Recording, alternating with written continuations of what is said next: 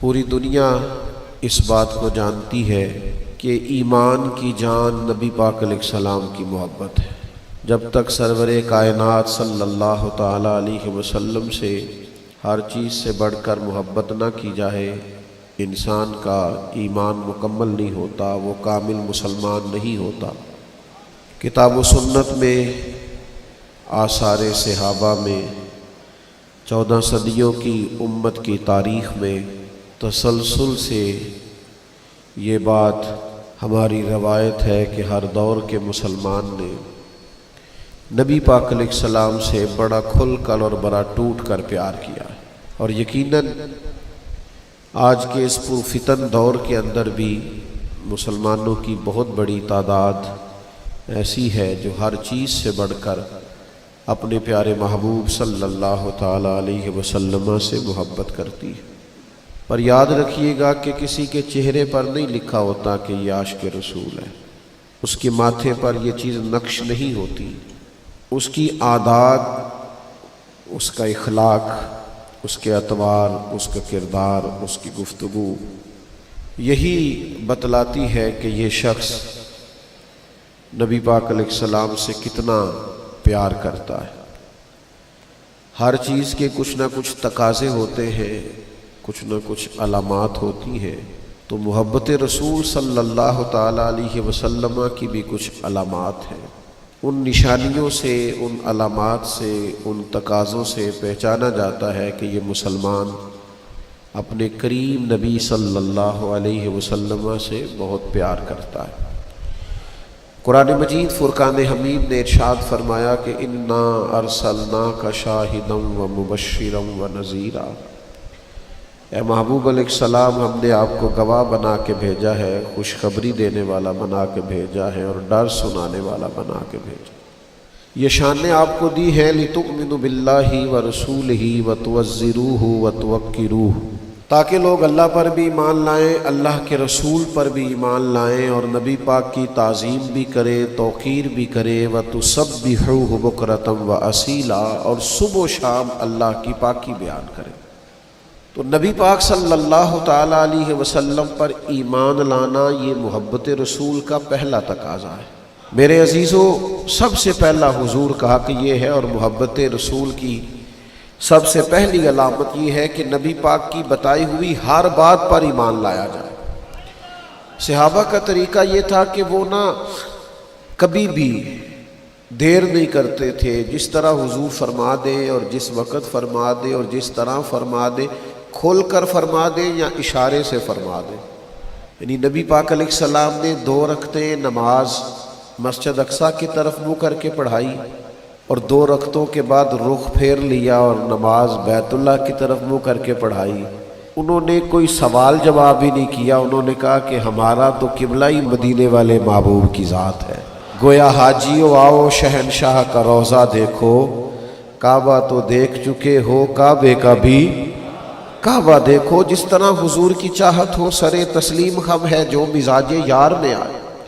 تو سرکار دو عالم علیہ السلام کی ہر بات پر ایمان لانا، اور نبی پاک علیہ السلام کے ہر ارشاد کو دل و جان سے تسلیم کرنا، اور قرآن مجید نے اس مفہوم کو بیان کیا کہ حضور کے حکم پر اپنے دل میں کوئی بوجھ نہ محسوس کرنا، کشادہ روئی کے ساتھ سرکار کا ہر فرمان دل و جان سے قبول کرنا، جو حضور فرما دے، جو کریم فرما دے، جو جس وقت فرما دے، اس پر پورے طور پر عمل کرنا، یہ محبت رسول کا پہلا تقاضا ہے۔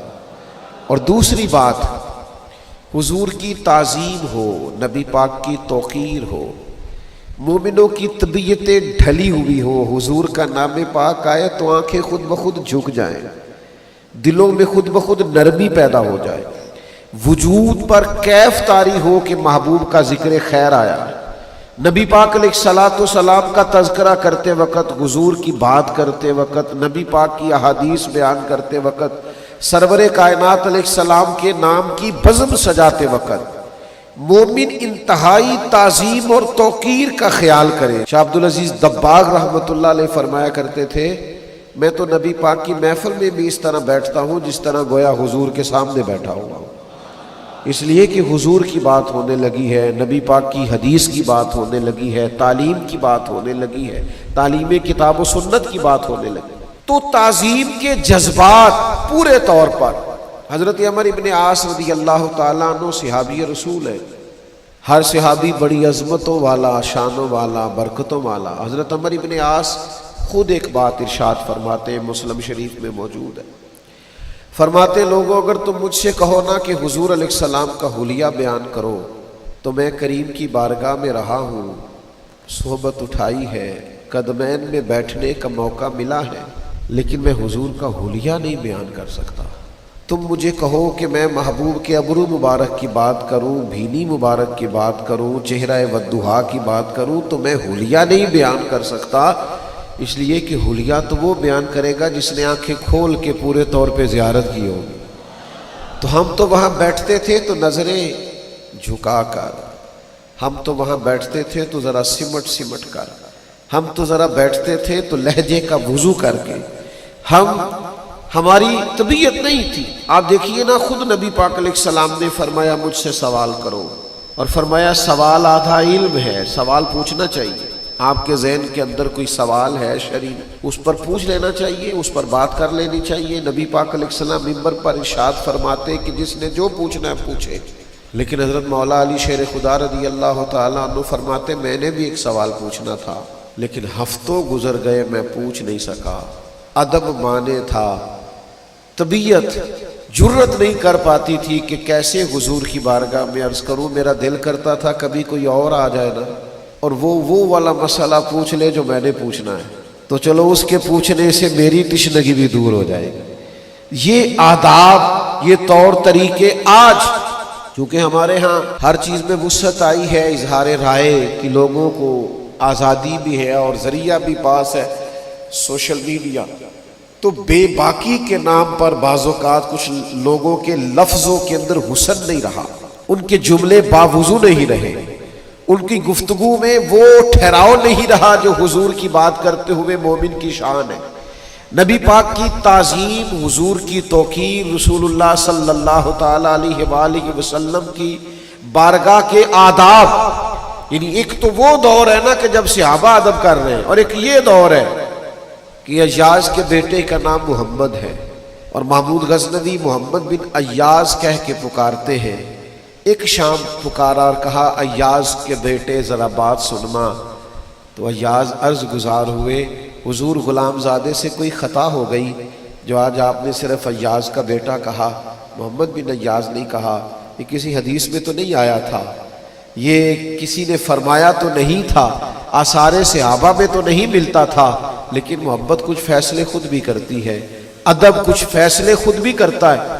محمود غزنوی فرمانے لگے اگرچہ تیرے بیٹے کا نام حضور کے نام سے برکت لینے کے لیے محمد رکھا گیا ہے، لیکن میں نے پھر بھی کبھی اس کا نام بھی بغیر وضو کے اپنی زبان سے ادا نہیں کیا.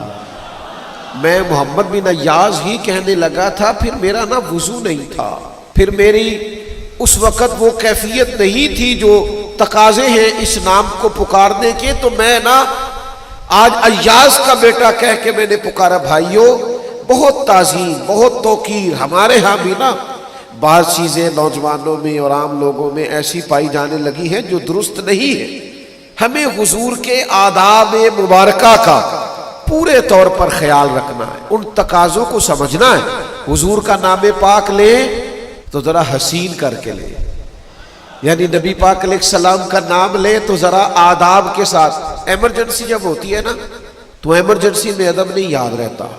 یعنی خدا نہ خواستہ کسی کے کرتے کو پیچھے سے آگ لگ جائے تو وہ صاحب کوئی عالم فاضل ہو، شیخ ہو، درویش ہو تو ان کے القاب نہیں پکارے جائیں گے. پیر طریقت، راہبر شریعت تو یہ لفظ نہیں کہے جائیں گے. حضرت، قبلہ، الحاج، شیخ، صوفی اتنی دیر میں چاہے آگ سارا کام کر جائے. بھئی کرتے کو آگ لگی، آپ کہیں جناب آگ، جناب آگ، پیچھے دیکھیں جی آگ. القابات ایمرجنسی میں نہیں پکارے جاتے، وہ تو روٹین میں پکارے جاتے، ورنہ تو جل جائیں گے مولانا سارے آپ کے القابات پکارتے ہو.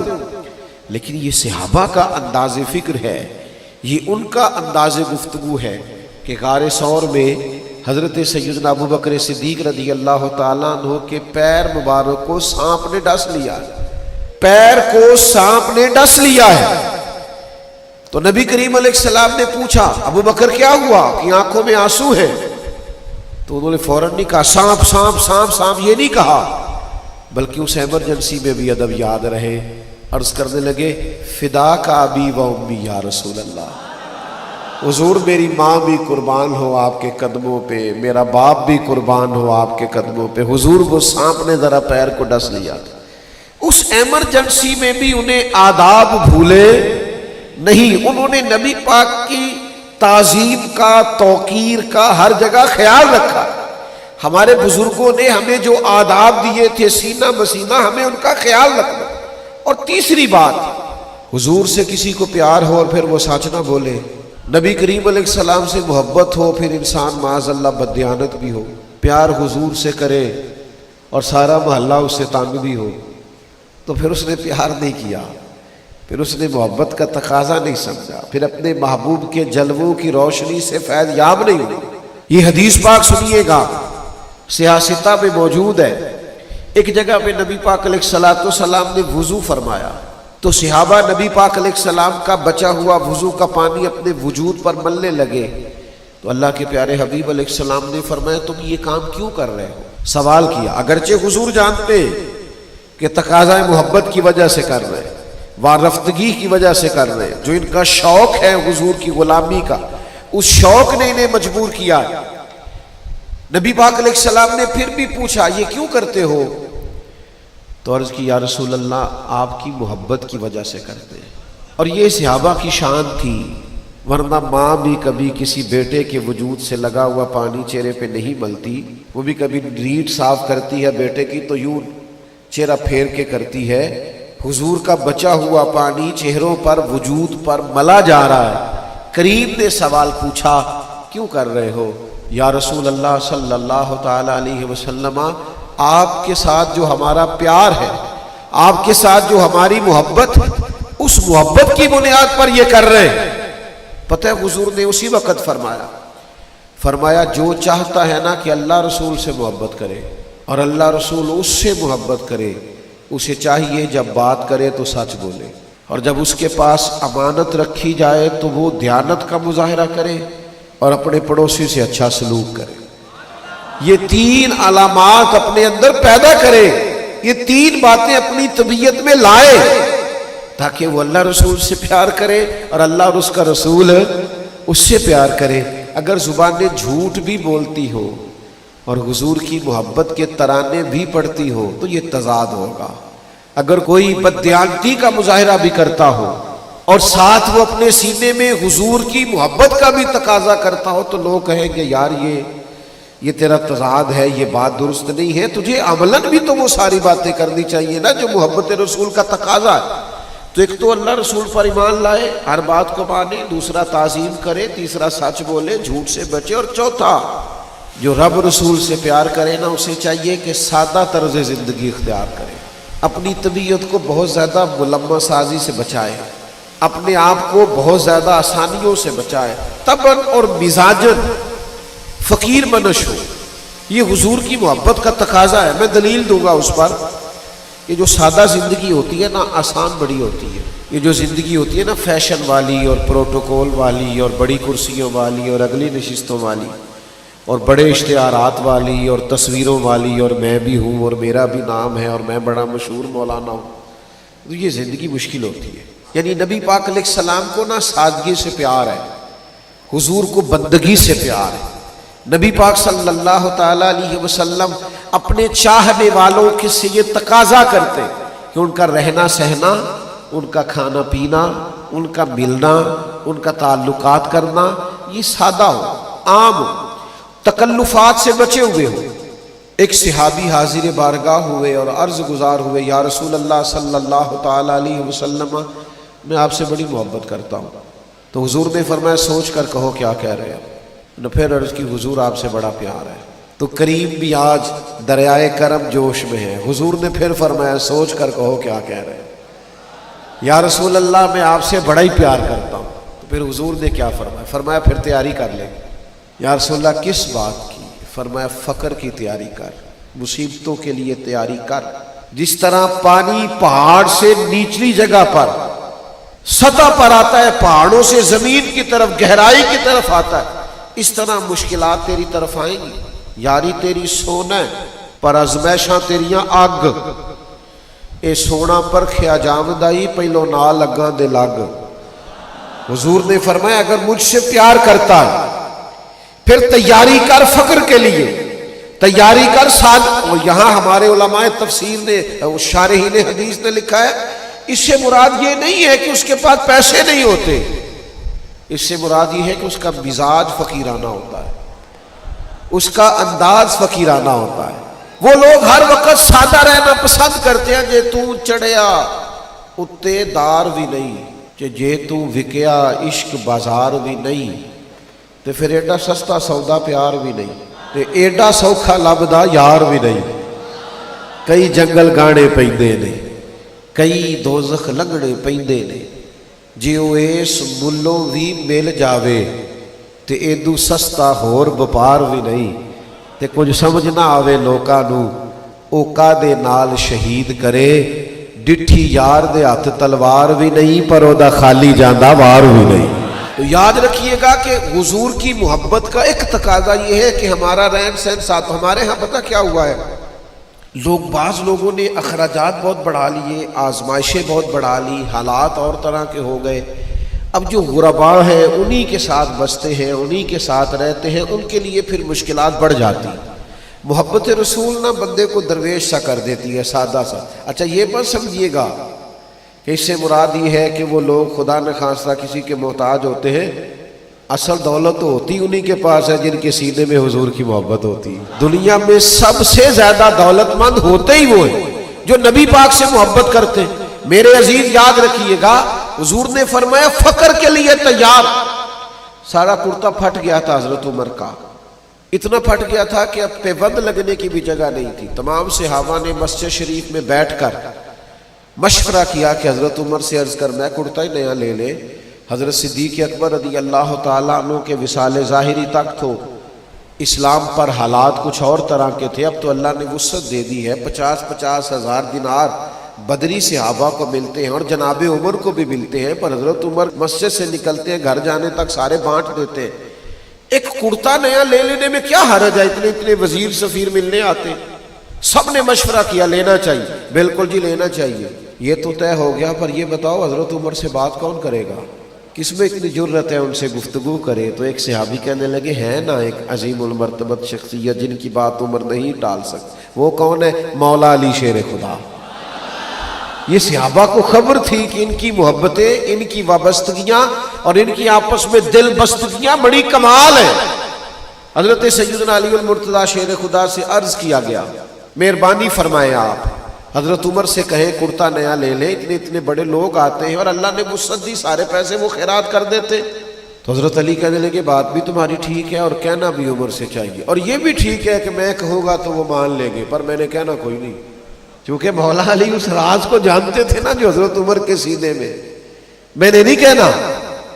تو کہا پھر کیا کرے؟ کہنے لگے میں تمہیں رستہ بتا دیتا ہوں، سیدہ عائشہ صدیقہ سے عرض کرو رضی اللہ تعالی عنہا، وہ مومنوں کی ماں ہے، وہ ماں کے منصب پر ہے، وہ بات کریں گی تو جناب عمر ٹالیں گے نہیں۔ حضرت سیدہ کی خدمت میں عرض کیا گیا کہ دیکھیے جناب عمر فاروق کا کرتا اتنا پرانا ہو گیا کہ پیوند لگنے کو جگہ مشکل سے ملے، آپ عرض کیجئے نا کہ وہ لباس بدل لیں۔ تو سیدہ کہنے لگی بالکل ٹھیک ہے میں کہوں گی۔ جناب عمر کو پیغام گیا، فوراً حاضر ہوئے، پردے کے پیچھے بیٹھے۔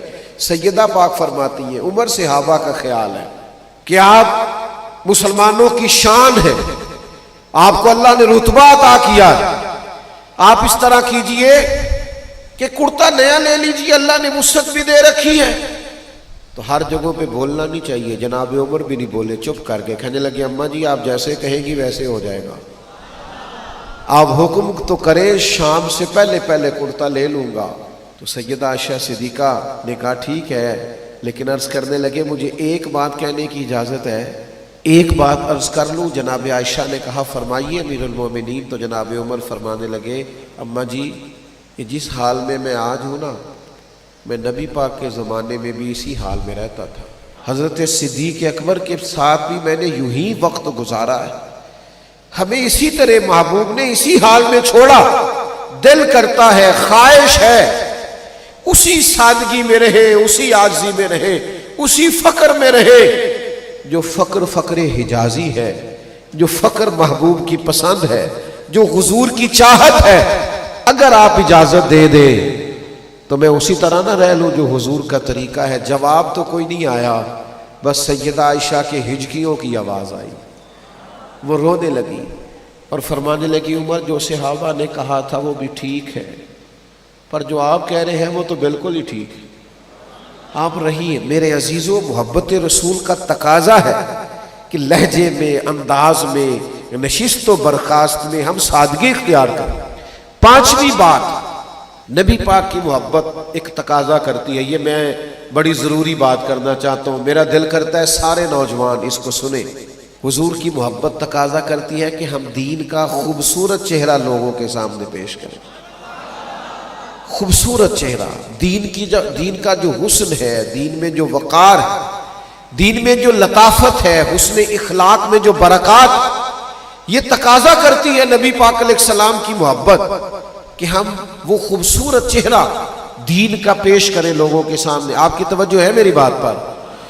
ہمارے ہاں یہ مسئلہ بن گیا ہے کہ وہ لوگوں کے ہاتھ آ گیا سوشل میڈیا، تو ہر آدمی اپنے حساب سے تشریحات کرتا ہے، وہ نہ کسی عالم کا پابند ہے، نہ وہ کسی بزرگ کی ہوئی تشریحات کا پابند ہے، وہ اپنی طبیعت کے مطابق کچھ چیزوں کو طے کرتا ہے اور اپنے حساب سے کچھ معاملات کو لے کے چلنا چاہتا ہے۔ آپ بعض اوقات بہت زیادہ شوق میں اور وارفتگی میں بھی بعض ایسے کام کرتے ہیں جس سے وہ چہرہ واضح نہیں ہوتا جو دین کی منشا ہے، جو خواہش ہے۔ ایک حدیث سنیے بخاری سے، آپ کو میری بات سمجھنے میں آسانی ہوگی۔ کچھ صحابہ حضور کے کاشانہ نور میں حاضر ہوئے اور ازواج مطہرات کی پاکیزہ بارگاہوں میں عرض کیا کہ ہمیں نبی پاک علیہ السلام کا طریقہ عبادت بتائیے۔